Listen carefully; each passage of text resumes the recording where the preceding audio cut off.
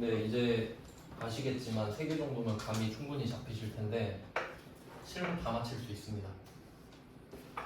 그게 훨씬 더 전략적인 거 아시겠죠? 그 다음 한번 볼게요. 어떤 걸 또 찍어서 맞힐 수 있을까? 앞에 5개 위주로 보셔야 된다고 말씀을 드렸는데 1번 요거는 조금 맞추기 힘들 것 같긴 한데 답을 알려드리면 이 기말재고자산의 단가 결정 방법 요건 조금 힘들겠네요. 그럼 이때 방법이 답이 3번이거든요. 이 연소합계법은 유형자산 감가상각이에요. 그래서 이건 안 되겠네요. 방법이 너무 많아가지고 제가 써드릴 수는 있는데 의미는 없을 것 같아요. 이런 거 그냥 버리시면 되고, 그러니까 이제 여러분은 보면서 연습을 하시는 거예요. 1번 내가 모르네? 쿨하게 버려요. 찍어서 맞추면 되니까. 그 다음에 2번 현금 및 현금성 자산, 이건 맞추셔야 돼요. 현금이랑 현금성 비슷한 거 찾아야 되거든요. 그럼 일단 현금은 맞죠. 그리고 정기예금 어때요? 정기예금은 기다려야 되죠. 그럼 이거는 제한이 있는 거기 때문에 현금이 아니에요. 이건 아니고, 그 다음에 보통예금으로 가볼게요. 오른쪽에 보통예금. 요거 여러분 체크카드 통장에 있는 돈 빼면 되죠. 현금. 그러니까 정확히 말하면 현금이에요. 그냥. 그리고 당좌예금은 현금. 그래서 예금은 현금이랑 같아요. 그러니까 근데 또 오해하면 안 되는 게 그 계정 과목상으로 구분을 하죠. 왜냐면 실제로 여러분도 지갑에 있는 현금이랑 체크카드 통장에 있는 잔액은 다른 거잖아요.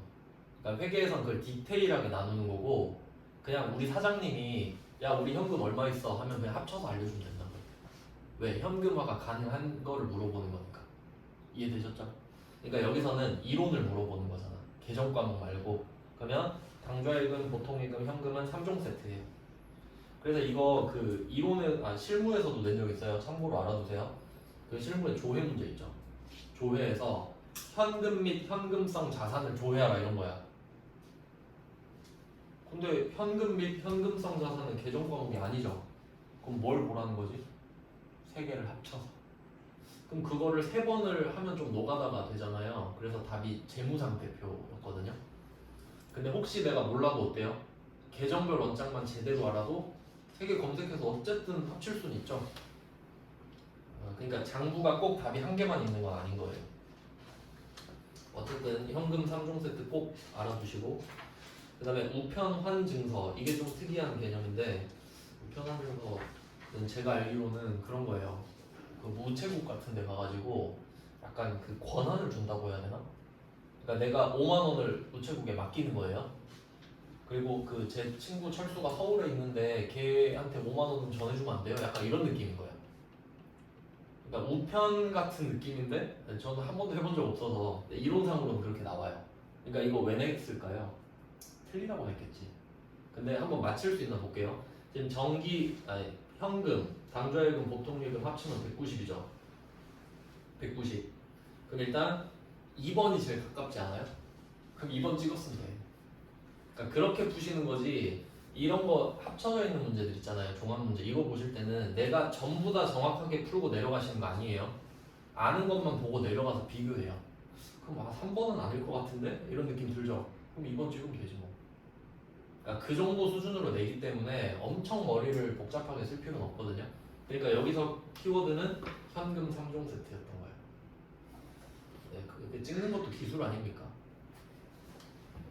그 다음에 3번 갑니다. 2번은 꼭 맞히셔야 돼요. 그 다음에 3번 유형자산 취득 후 지출. 딱 이거 하면 유형자산 하면 2개로 나눠야 돼요. 취득 부대비용. 취득 부대비용 하면 뭐 취득세, 공채 그 차익 기억나죠? 공채 차익 손해본 거. 그 2개는 꼭 기억해야지. 유형자산 취득할 때 취득세랑 그 제가 그랬잖아요. 25만 원짜리 30만 원에 샀다고. 그럼 그거 5만 원 빵꾸 난 거 취득세랑 똑같다 그랬지. 그 2개는 기억하셔야 돼요. 취득하면서예요, 걔는. 근데 얘는 어때요? 취득 후잖아요. 그럼 얘는 자본적 지출, 수익적 지출 물어보는 거지. 그러니까 이렇게 그 분류가 돼 있어야 한다고요. 유형자산은 취득하면서 쓰는 돈이 있고 취득하고 나서 쓴 돈이 있었지. 근데 지금은 취득 후가 포인트죠. 후. 이미 취득은 끝났다고. 그러니까 취득 부대 비용 이야기를 할 수는 없어요. 자, 그럼 내용을 볼게요. 성격이 다른 것이라고 물어봤네요. 그럼 1번에 엘리베이터 설치. 엘리베이터 여기 그 옛날에 이 건물에 엘리베이터 바꿨는데 2억인가 들었다 했거든요. 그럼 건물에 엘리베이터 2억 들어서 고치면 팔 때 그래도 한 1억은 받지 않을까? 그럼 그런 내용으로 보면 자본적 지출 맞죠? 그 다음에 2번 건물의 외벽 도색 작업. 이게 아파트 그 우리 집 주변에도 한 30년 된 아파트가 있는데 언젠가 도색을 싹 했더라고요. 왜냐면 주민들이 아파트 값 떨어지니까 도색 좀 하자 이렇게 말을 했을 거예요. 새 것처럼 보이게. 그럼 그거 하면 아파트 좋아지나요? 좋아지진 않지. 원래 그 상태였지. 처음에 아파트 지었을 때 그 상태였을 거 아니에요. 근데 30년 지났으니까 벗겨졌으니까 도색하지. 그럼 이건 아파트가 좋아진 게 아니죠. 원래 그래야 했던 거죠. 그럼 이게 원상 회복, 능률 유지, 얘는 수익적 지출. 그러니까 1번은 건물이 비싸지는 거죠. 근데 2번은 도색했다고 아파트가 오르나? 아 절대 바보가 아닌 이상. 그다음 3번 파손된 타일의 원상 회복. 이미 원상 회복에서 끝났죠. 타일은 파손이 되면 안 돼요. 원래 파손되면 안 된 걸로 바꿔야겠죠. 그럼 이것도 원상 회복 아닙니까? 능률 유지. 그 다음에 4번. 그럼 답이 1번이죠 사실. 그럼 이거 4번 볼 필요 없잖아요. 2번 3번이 두 개인데 그러니까 이런 식으로 푸시는 거라고. 객관식은 하나씩 다 OX 하는 게 아니라. 그래도 지금은 공부하는 중이니까 4번에 보일러 부속품 교체. 뭐 능률 유지 같죠. 이런 느낌입니다. 1번이죠 답이. 꼭 푸셔야 돼요. 근데 저는 이거 다 해놓고 마지막에 틀리는 경우가 많았어요. 문제를 잘못 읽어갖고. 끝까지 잘 읽으셔야 돼요. 그래서 원래 객관식 문제 풀 때는 저는 그 하도 많이 틀려서 OX를 적어놓고 시작해요. 그러니까 맞는 거 찾아라, 틀린 거 찾아를 그 동그라미 X로 적고 시작한다고. 자, 그럼 4번 무형자산. 무형자산 또 나왔죠? 내기 좋은 문제인데. 아 근데 제가 지금 세무랑 섞어서 하고 있어서 안 나왔는데 나왔다고 했을 수도 있어요. 자, 무형자산 1번 내부 창출된 무형자산. 이거 진짜 중요한 말이에요. 내부 창출된 무형자산. 아 이건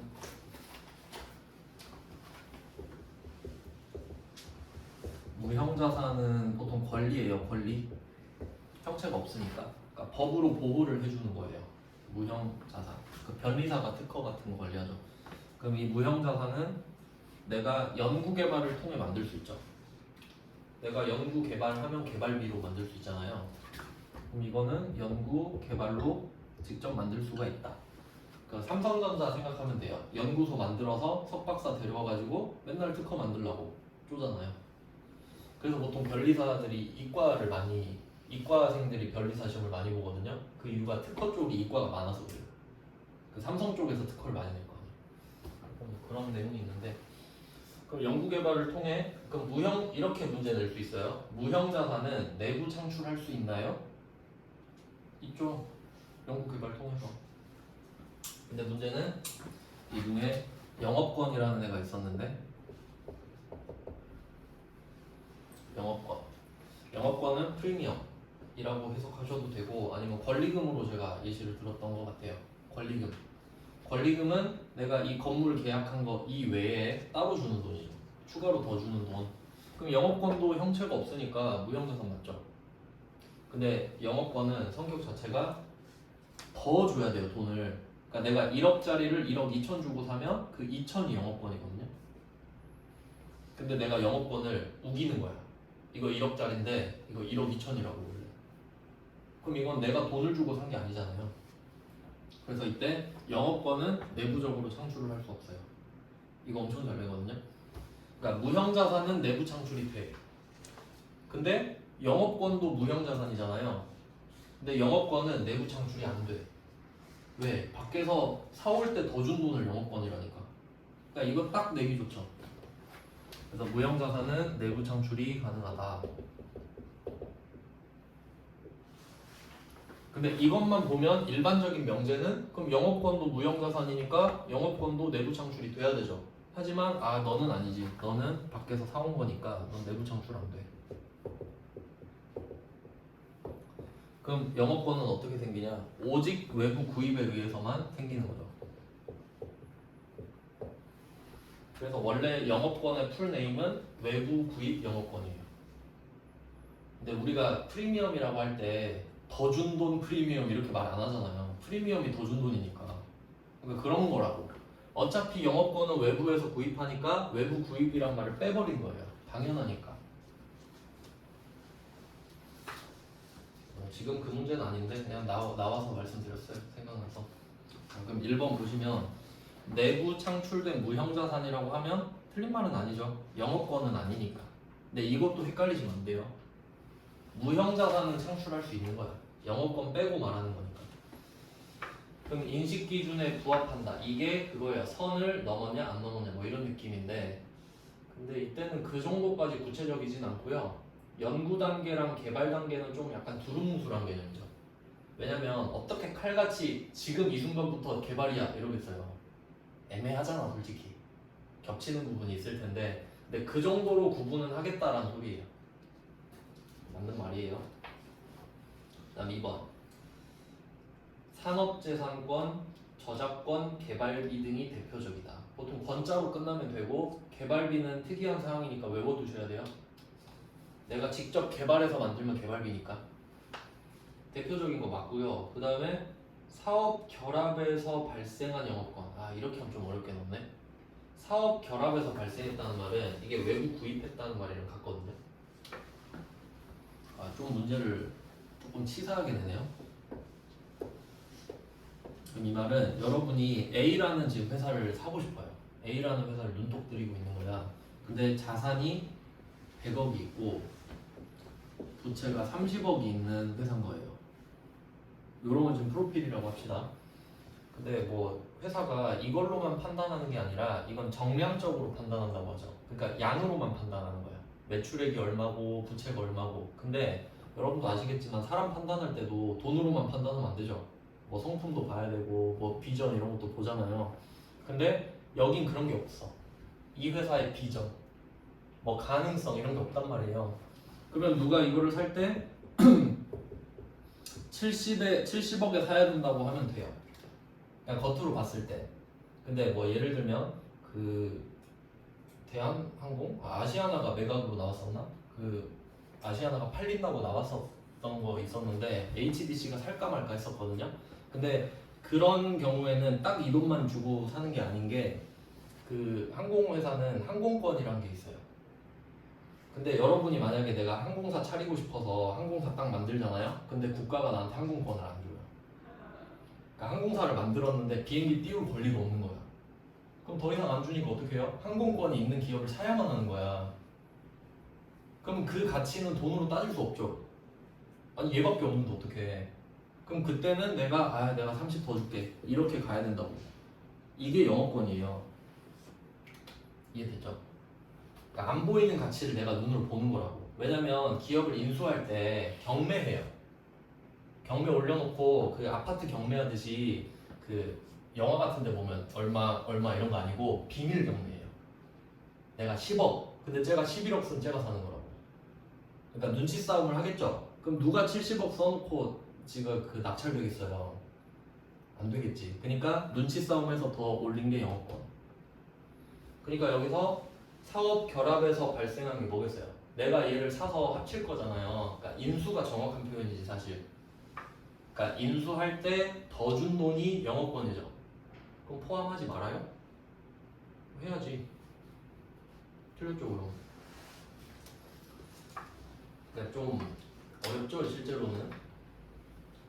그러니까 이거 회계 공부하실 때는 이 문구를 백날 외워봤자 의미가 없어요. 진짜 외우는 것밖에 안 돼. 그래서 저는 공부할 때 시간이 걸려도 예시를 찾아요. 방금처럼. 그리고 제가 찾았던 예시가 하이마트였거든요. 그러니까 하이마트가 아마 이걸 3배인가에 샀어요. 어떤 기업이. 왜냐면 하이마트 모르는 사람이 없잖아. 그럼 사면 이거 100% 장사 잘 돼. 그냥 사버려 비싸게. 이런 느낌으로. 이렇게 스토리를 넣으면 절대 안 까먹거든요. 근데 이거 문제 한 10문제 모아서 백날 읽어봤자 뜻을 모르면 의미가 없지. 공부하는 거예요. 이렇게 기억을 하시면 되겠습니다. 프리미엄이다. 프리미엄. 네, 그 다음에 그러니까 이게 외부 구입이라는 말을 아셔야 돼요. 외부 구입. 그 다음에 3번. 이제 나머지는 들러리지. 물리적 형체가 없다. 식별 가능하다는 그냥 법으로 보장해주니까. 그 다음에 기업이 통제하고 있어야 되죠. 나만 쓸 수 있다는 소리예요. 통제가 기본이고. 그리고 미래 경제적 효익이 있다. 당연하죠. 이게 있어야 돈을 벌 수 있다. 그리고 비화폐성 자산, 이게 포인트인데, 내가 이걸 갖고 있다고 해서 누가 돈을 갖다 주는 건 아니죠. 근데 내가 간접적으로 돈을 벌지 이걸로. 그런 게 비화폐성이거든요. 그냥 뭐 하는 말이에요. 그럼 유형 자산도 비화폐성 자산 아닌가? 차 사면 내가 차를, 여러분 차 사면 차로 택시 기사 하는 거 아니잖아요. 손님 타세요, 10,000원 주세요, 이게 아니라 간접적으로 돈을 벌지. 내가 버스 타고 다니는 것보다는 효율적이니까. 그런 게 비화폐성 자산이라고. 그러니까 정성적인 거라는 거지. 원래 이렇게 해야 돼. 이렇게 하면 재밌는데, 원래 처음부터 쫙 알려주면. 누가 또 댓글 달았거든요. 세무 2급에 제 수업이 재밌다고. 회계야 재밌다. 그렇죠. 저한테 배우면 배울만한데 학원이 시간이 없어서. 원래 회계 한 100시간 하면 진짜 재밌게 할 수 있거든요. 하지만 그럴 수 없죠. 네, 그다음 4번.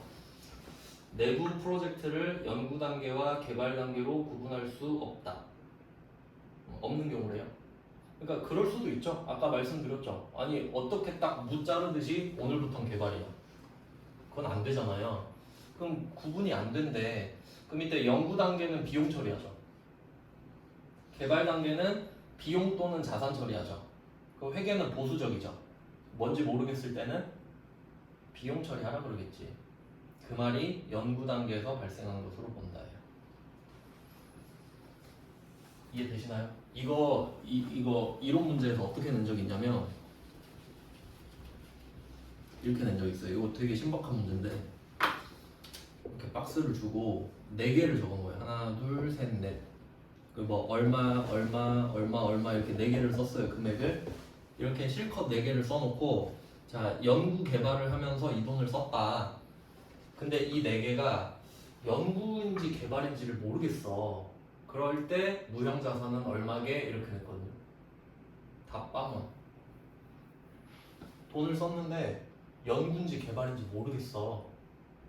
그럼 다 비용이죠. 그럼 이때 자산은 얼마야? 이렇게 물어봤다고. 아주 좋은 문제 아닙니까? 아는 사람들은 진짜 걔 웃으면서 풀겠죠. 와 개꿀이다 하고. 근데 모르는 사람은 실컷 더했다 뺐다 하다가 틀리고. 그러니까 이게 격차가 엄청 심해지는 게, 아는 사람은 그냥 풀고 모르는 사람은 진짜 가진 지랄을 다 하다가 시간만 쓰고 틀려요. 그러니까 아예 답이 정해지고 시작하는 겁니다. 그러니까 잘 보는 사람은 시간이 남아버리고 못하는 사람은 시간도 부족하고 점수도 안 나고. 근데 차이가 커져요. 보통 70점, 40점 이렇게 차이나요. 보통. 네, 이렇게 됩니다. 아주 좋은 말이죠. 4번은. 그리고 여기 하나 더 추가하면은 그러니까 연구랑 개발을 구분을 못하겠으면 전부 연구로 봐라. 이 말은 전부 다 비용으로 봐라였죠. 근데 개발로 들어갔는데 이제 개발도 연구 개발이 또 개발 안에서도 자산이 되냐 안 되냐가 있어요. 이거 제가 항상 말씀드렸던 건데 무형자는 좀 잘 나오니까 자세히 할게요. 보시면 수준이 꽤 높은 거 아시겠죠? 근데 알면 안 어렵잖아요. 당연한 말이지만.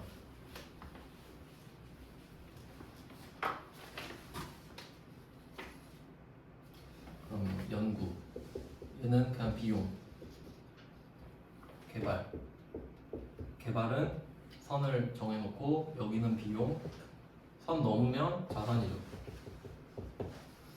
이 말은 연구가 끝나고 개발에 들어갔는데 개발하다가 빠그라질 수도 있는 거잖아요. 그럼 그냥 비용 처리하고 끝. 아무것도 안 한 거랑 똑같으니까. 근데 이거 사이즈 나온다. 임상실험 3단계 넘어갔다. 그럼 그때부터는 자산이거든요. 그래서 개발 단계는 전부 자산으로 한다. 이런 말 틀린 말이고. 그러니까 연구 개발로 나눌 수 있다는 되게 좀 두루뭉술한 개념이죠. 근데 그건 당연한 거잖아요. 근데 개발로 들어가서 그 자산 인식 요건을 충족하면 자산이 된다. 이런 말 낼 수 있으니까 그림으로 딱 생각해 보시면 됩니다. 그래서 개정 과목이 합쳐져 있었잖아요. 얘 둘은 경상 연구개발비, 얘는 개발비 이렇게 봤죠. 그런 내용이 있고요. 그 다음에 5번 가겠습니다. 5번 유가증권의 취득원가 및 평가. 이것도 잘 나옵니다. 그러니까 딱 잘 나오는 주제가 있는데 그 아까 나왔던 현금 및 현금성 자산 그 진짜 잘 나오고 무형 자산도 이론에 특화된 주제예요. 그리고 유가증권도 굉장히 잘 나옵니다. 그러니까 딱 잘 나오는 게 지금 3개나 나온 겁니다. 그럼 취득 후 지출은 뭐냐? 그건 잘은 안 나오지만 쉽죠. 5번 볼게요. 유가증권의 취득원가 및 평가. 1번 단기 매매증권은 공정가치로 평가를 합니다. 참고로 공정가치로 평가하는 거는 단기 매매증권, 매도가능증권입니다. 그러니까 이 평가는 이렇게 보시면 돼요. 그 유가증권에서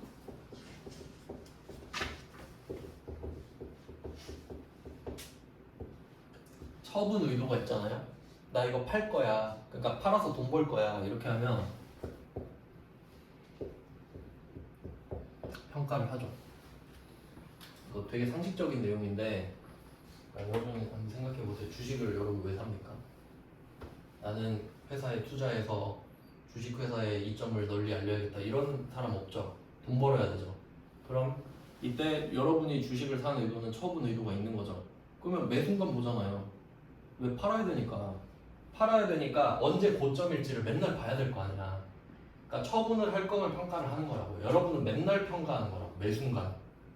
이거 주식창을 보는 게 평가예요. 궁금한 거잖아. 근데 여러분이 만약에 삼성전자 주식을 뭐 한 달에 10주씩 사요. 그리고 자식한테 물려줘야지. 이런 사람이 있겠죠. 그럼 처분 의도 없죠. 그럼 평가 안 한다고. 안 궁금하니까. 아니 아들한테 줄 건데 뭐하러 보고 있어요 맨날. 그러니까 그런 느낌입니다. 그러니까 만기 보유 증권은 평가를 안 하겠지. 그런 말이에요. 그래서 우리가 만기 보유 증권 평가를 배운 적이 없잖아요. 없으니까.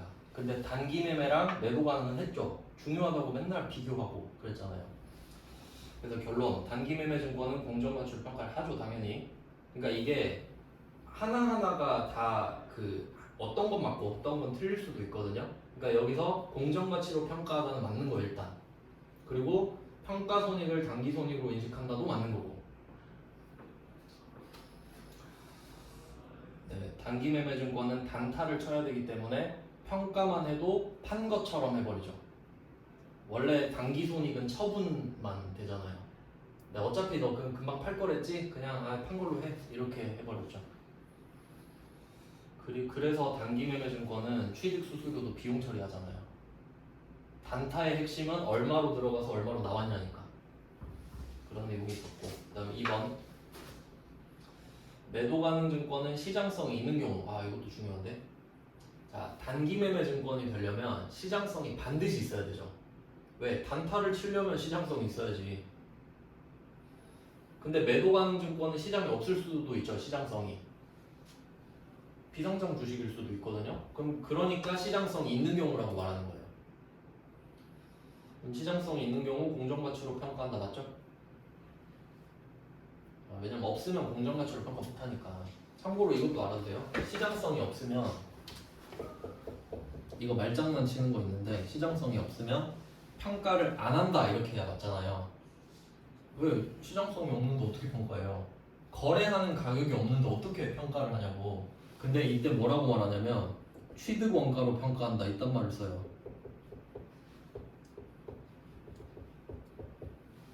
취득 원가로 평가한다. 이 정도면 이제 말장난의 귀재 이 정도 되죠. 취득 원가로 평가하는 거는 평가를 안 하는 거잖아요. 내가 5,000원에 샀는데 5,000원으로 평가를 하래. 그럼 5,000원인데 5,000원이에요. 그럼 뭐해? 아무것도 안 하는 거지. 이딴 말을 쓴다니까. 그래서 여기 살짝 꼽사리 껴놓으면 매도 가능 증권은 시장성이 없는 경우 취득 원가로 평가한다 해도 맞는 말인 거야. 시장성이 없으면 시장 공정가치로 할 수가 없잖아요. 그럼 그때 취득 원가로 평가한다면 맞는 말이 된다니까? 안 한다는 소리니까. 잘 생각해보세요. 취득 원가로 평가하는 건 평가를 안 하는 거다. 그러니까 내가 5,000원에 샀는데 이건 5,000원이야 이러면 뭐가 바뀌냐고. 그 몇 번 나왔습니다. 알고 계세요? 그럼 2번이 맞나 보세요. 평가 손익을 단기 손익으로 해요, 얘도? 얘는 원칙대로 해야 될 거 아니에요. 자본이죠. 이 두 개가 맨날 나와요. 단기 매매 증권은 평가를 손익으로 한다.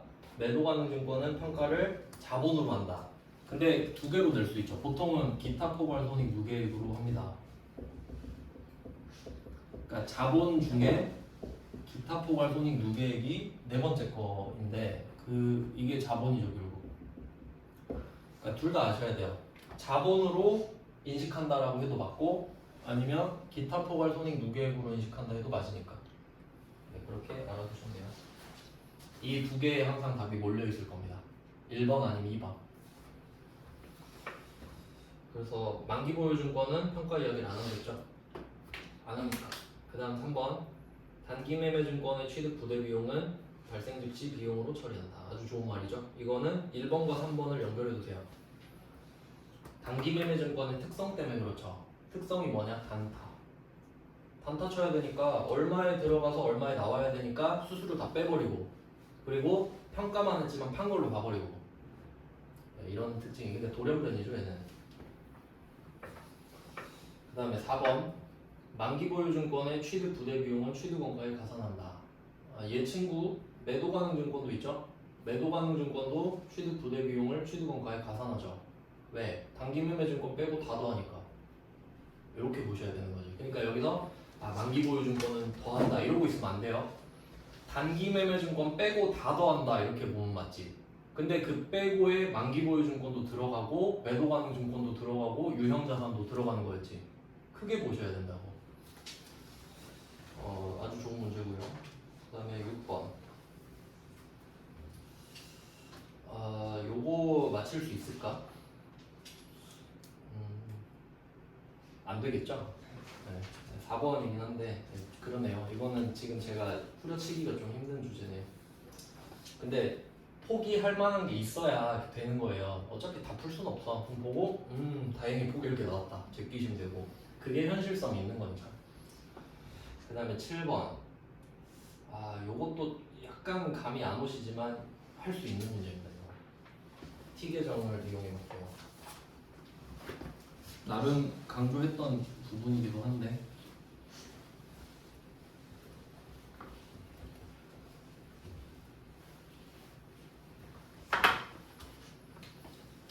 상품 매출 원가를 구하세요. 제가 매출 원가는 중요하다고 말한 거 아시죠? 그러니까 매출 원가 뜻은 몰라도 매출 원가를 강조했다는 사실은 기억하셔야 돼. 알겠죠? 그 매출 원가를 제가 한마디로 요약했어요. 팔린 거에 사온 가격. 팔린 거에 사온 가격. 즉 팔린 거만 얼마에 사왔냐 물어보는 거예요. 전부 다가 아니라. 그러니까 예를 들면 내가 10원짜리를 10개를 사왔다. 100원이라 할게. 헷갈리니까. 100원짜리 10개를 사면 1000원이죠. 1000원. 근데 이 중에 8개를 판 거예요. 이 8개를 각각 200원에 팔았어. 그럼 1600원이 들어오겠죠. 근데 매출 원가가 얼마냐고 물어보면 팔린 거에 사온 가격 물어보는 거죠. 그럼 그때 답이 800원이라고. 200원에 팔았지만 팔린 걸 100원에 사왔잖아요. 그러니까 팔린 거에 사온 가격 800원. 이거 찾는 거라고. 팔린 거에 사온 가격. 해볼게요. 상품이 쉬워서 상품으로 내 제품은 답이 없어요. 자, 기초 상품 1000만원. 그다음에 상품 매입 500. 자, 이 말은 작년에 팔다 남은 거 1000만원 받았고 500은 올해 사왔어요. 그럼 우리가 팔 수 있는 건 1500입니다. 1500 다 팔 수 있죠? 못 팔 수도 있고. 근데 이렇게 하려고 보니까 우리가 이거를 500을 외상으로 딱 질러놨는데 보니까 파손된 게 있는 거야. 70만 원어치가 파손됐어요. 나 이거 안 살래. 반품시킬게. 해서 빠꾸 시켜버린 거죠. 자, 이렇게 하면 이거 용어를 좀 써볼게요. 여기서 단기 상품 매입액 500만 원 있죠. 이게 총 매입액입니다. 총 매입액. 단기 상품 매입액 뭐 왼쪽 같은 데 써보세요. 총 매입액이에요. 총. 이거 하나만 총 매입액이에요. 그리고 그 오른쪽에 매입 애누리 및 매입 환출 있죠. 요거랑 단기 상품 매입액을 합쳐요. 두 개를 묶어요. 그게 순 매입액.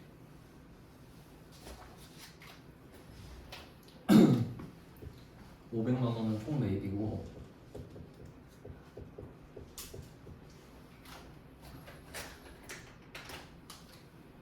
요거를 합친 거 있죠. 합친 거. 얘가 순 매입액이요. 이 정도는 아셔야 됩니다. 그러니까 내가 지금 500만 원짜리 물건을 주문했는데 70만 원을 빠꾸시켰잖아요. 그럼 430 산 거 맞죠?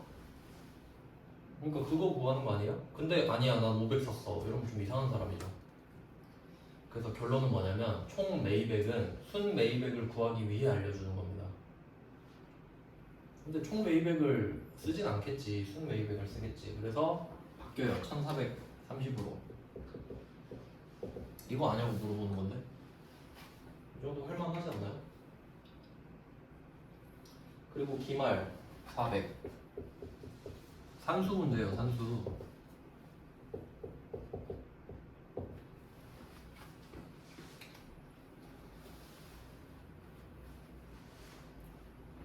맞출 수 있죠? 매출원가는 얼마일까? 1030이겠죠.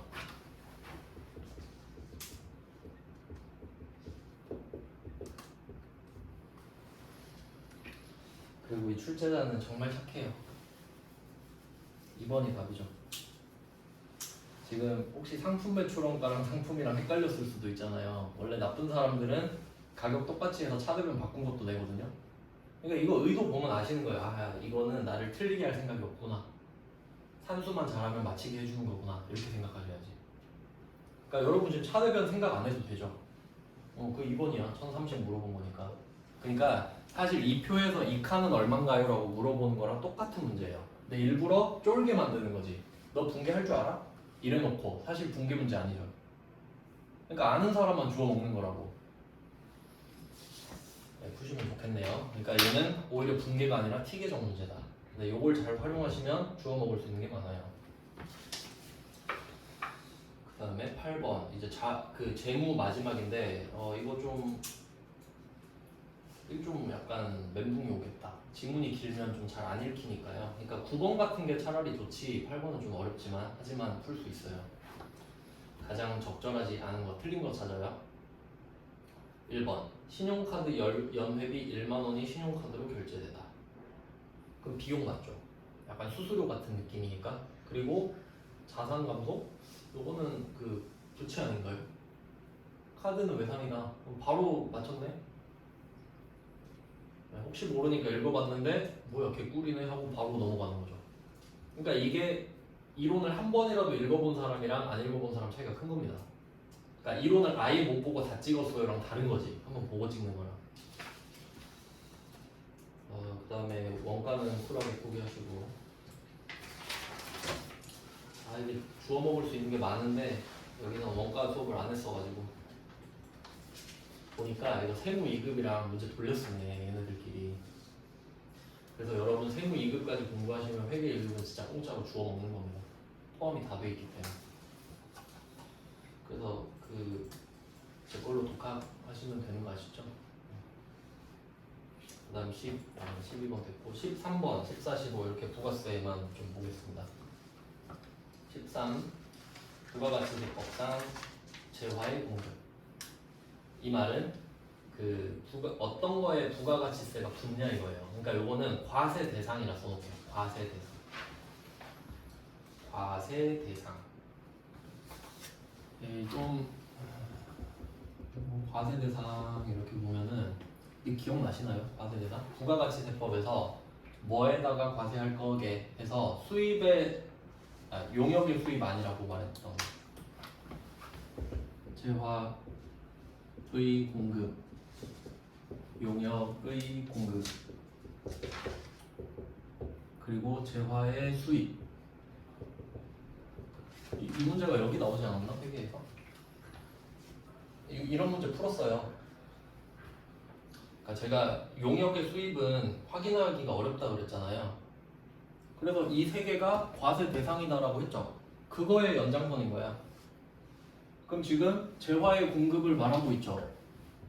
그럼 이건 과세 대상 맞죠? 그러니까 결론은 뭐냐면 재화의 공급에 해당하는 걸 물어보는 게 과세 대상을 물어보는 거라고. 이해되시죠? 그러니까 약간 꼬아서 낸 거야. 그러니까 좀 수준이 있는 겁니다. 그래도 이 정도 낸 거면 정도는 드린 건데. 그러니까 과세 대상 찾는 거 아시겠죠? 이거 어렵게 냈다. 이거 속어로 풀면 될 것 같은데 1번부터 좀 말씀을 드리면 1번에 담보 제공돼 있죠. 자, 이거 상식적으로 생각하셔요. 외우는 거 아니고 여러분이 지금 돈 빌리러 가요. 은행에. 네, 여러분 아파트 하나 있어요. 은행 가서 저 돈 좀 빌려주세요 하니까 혹시 담보로 잡을 거 있어요? 저 아파트가 있긴 한데 그럼 고객님 좀 원활한 대출을 위해서 좀 저당권 좀 설정할게요. 이렇게 되는 거예요. 그럼 이 말은 혹시 네가 돈을 안 갚으면 내가 네 아파트를 경매로 팔아버릴 거야. 동의해 이 말이에요. 그래야 돈 빌려주지 은행은. 그러니까 은행이 절대 돈 안 떼이는 거죠. 저당권을 잡으면 되니까. 없으면은 안 빌려주면 되죠. 있는 사람 줄 서 있는데 지금. 그럼 이때 내가 담보를 제공한 거죠. 그럼 내가 이거 판 겁니까 은행에? 내가 돈을 안 갚으면 팔린 게 돼요. 경매로 넘어가잖아. 근데 내가 지금 돈을 갚아야 되는 날짜가 안 온 거야. 그럼 이 아파트 내 거 맞죠? 이 아파트에서 내가 살고 있어도 돼. 담보로만 준 거지. 안 갚았을 때 이 아파트를 내보내는 거죠. 그러니까 이건 재화의 공급이 아니지. 아시겠죠? 무슨 말인지. 그 다음에 3번 사업용 자산을 지방세법에 따라 물납하는 것. 이게 물납이 물건으로 세금 내는 거거든요. 그러니까 옛날에 조선시대 했죠. 쌀로 냈죠. 그 조세라고 들어보셨나요? 조세의 조자가 쌀 조자거든요. 왜냐면 옛날에 쌀로 세금 냈으니까 쌀이 돈이었잖아요. 그럼 그게 지금은 이해가 되세요? 세금 100만 원 내세요. 근데 쌀 지고 가가지고 이걸로 낼게요. 가져가시라고 그러겠지. 현금이 원칙이거든요. 근데 물납이 되는 게 제가 알기로 상속세랑 지방세밖에 없거든요. 왜냐면 상속은 내가 받고 싶어서 받는 게 아니에요. 그러니까 아빠가 돌아가셨는데 자식이 나밖에 없어. 그럼 아버지가 갖고 계셨던 10억짜리 건물 받아가세요 이렇게 되는 거죠. 근데 갑자기 세금을 5억을 내래. 저 돈 없는데요? 그냥 아빠가 준 건물로 낼게요 이럴 수도 있지. 그러니까 상속세는 물납이 가능해야 돼요 원래. 지방세는 왜 그런지 모르겠는데 하여튼 지방세도 되긴 되나봐요. 말하는 거 보니까. 물납을 했다. 그럼 내가 이거 세금 낸 거지 물건 판 건가요? 세금 낸 거잖아. 그러니까 예를 들어서 지방세가 내가 1,000만 원 나왔어요. 근데 그냥 1,100만 원짜리 뭐 땅으로 준 거야. 그럼 내가 이걸 1,100에 판 겁니까? 이걸 1,100에 팔아서 세금 낸 거랑 똑같지. 근데 그 과정을 한번 뺀 거죠 그냥. 그러니까 이걸 팔았다고 해서 야 부가세도 내놔 이러면 안 되지. 그럼 내가 구청 가가지고 야 부가세 내놔. 그리고 다시 낼 건데 아무 의미 없죠. 그러니까 이거는 아니다. 공급 자체가 아니라 그냥 세금 내는 거다. 그럼 4번 수용. 이거 되게 억울한 상황인데 우리 아빠가 당했거든요. 저 담양에 땅이 1,000평이 있었는데 그거를 담양 지자체에서 평당 10만 원에 팔아라 이렇게 깡패짓을 한 거예요. 뭐 팔았죠. 그럼 1억밖에 안 되거든요. 1,000평에 10만 원이니까. 근데 그거 지금 평당 200이에요. 그러니까 갈아엎어갖고 새로 예쁘게 꾸며서 다시 파는 거죠. 그게 수용이에요. 좀 잔인하죠. 네. 하여튼 그런 일이 있었네요. 그럼 이때 수용을 당한 거예요. 그럼 내가 어쩔 수 없이 판 거잖아요. 지금 뭐 지자체에서 뭐 한다니까. 근데 이거 야 부가세 갖고 와 이런 거 아니라는 거지. 특정 목적이 있으니까. 뭐 이런 느낌이에요. 그래서 딱 보니까 1, 3, 4는 그냥 거래 자체가 아니죠. 그래서 2번이 답이 되는데 요거는 또 뭐냐면 얘는 재화의 공급이 맞아요. 그러니까 부가세를 거두란 소리인데 이게 그 사업장별로 사업에 관한 모든 권리와 의무를 승계한다 이렇게 돼 있거든요. 여긴 일부라고 돼 있는데 그 실제로 많이 일어나는 일이에요. 그러니까 예를 들면 내가 뭐 편의점 단골 편의점이 있는데 어느 날 보니까 사장님이 바뀌어 있어요. 그럴 수 있죠. 그럼 그게 사업장을 다 넘긴 거거든요. 그러니까 그 사업장을 통째로 넘기고 알바도 넘기고 재고도 그냥 다 넘겨버린 거야.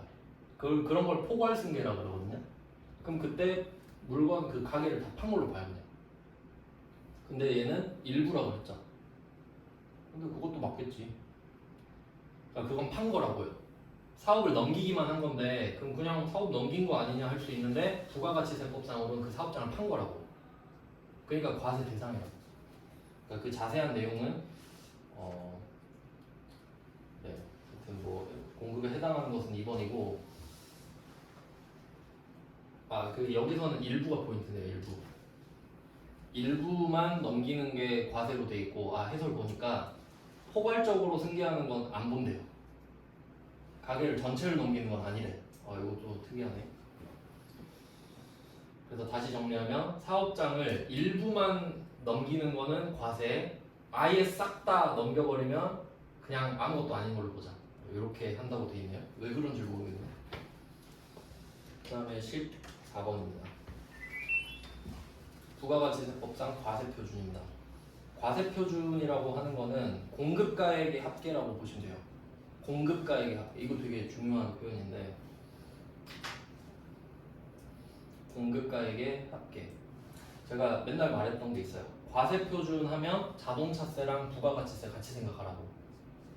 자동차세 과세표준은 배기량, 부가가치세 과세표준은 공급가액. 그러니까 너 얼마치 팔았어? 이게 과세표준이 된다는 거거든요. 그럼 한번 볼게요. 1번 과세표준에 포함되는 거 찾아요. 그러니까 매출액으로 인정되는 겁니다. 자, 1번 공급에 대한 대가의 지급이 지체되었음을 이유로 받는 연체이자. 이 말이 뭐냐면 여러분이 물건을 사요. 오늘까지 보내달라 그랬어요. 근데 얘네들이 지금 납기를 못 맞춘 거야. 한 달만 기다려달래. 그럼 우린 엄청난 차질이 생기죠. 야, 그럼 나 너한테 안 살래. 이러니까 미안하니까 이자 줄게. 좀만 기다려줘. 이런 거죠. 그럼 이때 내가 연체이자를 받는 거예요. 뭐 이런 느낌인 거죠. 그럼 이때 이거를 뭐 과세표준으로 볼 거냐? 이건 그냥 보상의 개념이죠. 그러니까 공급가의 개념이 아니잖아요. 그러니까 요거는 아니다. 뭐 그런 느낌이고. 그러니까 과세표준에 포함된다는 말은 과세표준을 찾는 거죠. 근데 얘는 아니잖아요. 그냥 보상금을 따로 받는 거니까 그건 당연히 정신적 피해 보상 그런 거니까. 그 다음에 2번 매출 애누리, 매출 환입 및 매출 할인. 이거 방금도 나왔는데 근데 요거는 좀 헷갈릴 수 있는 게 포함이라 돼 있죠. 근데 이때 매출 애누리랑 매출 환입이랑 매출 할인은 성격 자체가 마이너스거든요. 그러니까 얘네들은 앞에 마이너스가 달려있는 애들이죠. 그냥. 그럼 여러분 마이너스가 붙어져 있는 걸 포함하면 플러스죠. 포함이 플러스잖아요. 그럼 마이너스가 돼 있는 걸 포함하면 어떻게 돼요? 마이너스죠. 그건 맞는 말이죠. 아까 뺐잖아요. 여기 뺐네. 70만 원. 그러니까 마이너스인 상태로 포함을 하니까 마이너스로 포함이 됐지. 그 말이에요. 조금 어렵겠는데 부가세를. 그럼 과세표준에 포함한다? 그럼 얘는 포함이 안 된다라고 해야 맞나요? 그러니까 지금 500이 있었잖아요. 그러니까 요거는 과세표준인 거 아시겠죠? 이거 팔았다고 치면 500을 팔았다고 치면 그러면 70은 내가 반품을 당했다고 할게요. 그럼 요거는 안 판 거죠. 그럼 과세표준이 아니다 이렇게 봐야겠네. 그러니까 430만 원만 판 거니까 뭐 그 말인 것 같아요. 그러니까 여기에 대해서 부가세를 내냐 마냐인데 우리가 반품당한 거에 대해서는 부가세 안 내잖아요. 그 말인 것 같아요. 조금 제가 괜히 헷갈리게 한 거 같네. 그 다음에 3번 수입하는 재화에 대한 관세의 과세가격과 관세 및 개별 소비세. 수입하는 재화 소비지구 과세 원칙 과세표준 맞죠? 여기 써있네요. 재화의 수입은 과세 대상이 맞으니까 공급가격이 포함되겠지. 과세 대상이 맞으니까 과세표준이 되는 거죠. 과세 대상이 아니면 과세표준이 아니겠지. 이렇게 다 연결되는 거예요. 그래서 수입하는 물건은 뒤에 뭐 관세고 개별 소비세고 알 거 없고 세금 내잖아요. 그래서 그 자동차 기억나세요? 제가 아반떼에다가 개소세 붙이고 또 부가세 맞고 그러니까 그게 부가가치세 대상이 되는 거 맞잖아요. 그 말이에요. 그래서 답이 3번이에요. 그러니까 이거 과세표준 맞다고. 그러니까 이거 문제를 좀 포함이라고 해놨는데 그냥 과세표준이 맞는 거 찾는 겁니다. 그 다음에 4번. 아 이거 옛날에 많이 냈는데 이거. 공급받는 자에게 도달하기 전에 파손, 훼손 또는 멸실된 재화의 가액 이렇게 있는데 우리가 물건을 팔아요. 그럼 공급자라 그럽니다. 공급자. 그러면 저 사람은 공급받는 자죠. 그럼 내가 물건을 보냈거든요. 근데 이 사람이 택배를 까봤는데 파손돼 있던 거야. 그럼 지금 누가 억울한 거예요? 좀 공급받는 자 억울하죠. 아 여러분 물건 왔을 때 깨져 있으면 억울하지 않아요? 근데 판매자가 야 네가 깬 거 아니야? 이러면 좀 아니죠. 그럼 지금 확실하게 도달하기 전에 파손이 됐죠. 그러면 이 공급받는 자는 물건을 안 사겠지. 그렇지 않아요? 아 어쩔 수 없죠 뭐 이러고 쓸 거예요? 아 개박살 났어. TV를 샀는데 반 조각 나 있다고요. 그럼 아니 어쩔 수 없죠 뭐 이럴 거예요? 아 갖고 가세요 이럴 거 아니에요. 그럼 그 사람은 판 게 아닌 거지. 그러니까 이게 2번이랑 4번이랑 비슷하지 않나요? 말장난 치는 거야. 그럼 이거 어떻게 바꾸냐면 도달한 후에 이렇게 내요. 도달한 후에 내가 놀다가 깬 거예요. 그럼 내 잘못이죠. 그럼 그래도 판매자는 판 거 아닙니까? 이해되시죠? 이건 그냥 상식적으로 푸는 거예요. 옛날에 많이 나왔거든요 이거. 오랜만에 보네요. 그다음에 15번. 간주임대료가 나왔네. 요거는 답 4번만 말씀드리고 간주임대료. 요거는 세무 2급범이라서 이 정도 보시면 되고요. 그래도 이론 보니까 한 5개 정도 풀 수 있겠죠? 5개 정도. 한 5분 내가지고 5개 정도 풀 수 있어요. 왜냐면 제가 쉬운 것만 말씀드렸으니까. 그래서 이거 이론 풀 때는 아시죠? 내가 딱 봤을 때 눈에 안 들어온다 바로 넘어가세요. 어차피 한 번 눈에 안 들어오면 절대 못 풀어요. 10분 줘도. 그걸 알고 계셔야 돼요. 그래서 104회까지 받고 103회 드린 거는 따로 풀고 가시면 되고요. 제 생각에는 기출을 이제 더 풀 생각을 하지 마시고 정리를 하세요. 이 안에서 뭐가 좀 잘 나오네? 그럼 어떻게 또 바꿔서 낼 수 있지? 뭐 이 정도. 근데 사실 이것만 분석하면은 별로 안 어려워요. 요새 추세가 합격률이 40%가 넘어서. 그래서 기본기만 충실한다고 생각하시면 돼요. 그러니까 막 지역적인 건 하지 마세요. 그러니까 너무 자주 나오는 거 있죠. 현금 과부족이나 그 뭐 소모품 정리 이런 것들을 확실하게 하시는 게 맞지. 막 한 번 나오는 것 하려고 하시면 안 돼요. 그래서 마무리 잘 하시고 공부하실 만큼 시험 잘 보세요. 고생하셨습니다.